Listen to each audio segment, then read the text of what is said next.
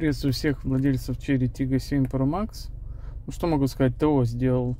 ТО второе на 20 тысячах пробега. Там висел индикатор, что сделайте ТО. Что могу сказать кратко и по делу? Ну, дилер, где я обслуживаюсь теперь, выполняет ТО только со своими расходными материалами. Это их условия. ТО вышло 18 тысяч рублей. Работы там стандартные, по сути, замена масла и фильтров. Ранее я обнаружил при прогазовке, при обгоне, порой просто едешь на ровной скорости, немножко добавляя газ. Также, когда заводишь машину, такой свист. Ну, в принципе, часто бывает такое с ремнями связанное. Может быть, думал, что, возможно, ремень нужно подтянуть. Но там, как говорят, у них натяжитель.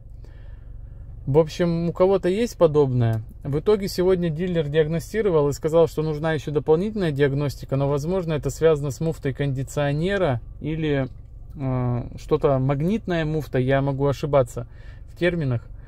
Но, в общем, через неделю назначили диагностику, поеду разбираться. Сказали, если что, то меняют по гарантии. Есть ли у кого-то что-то такое?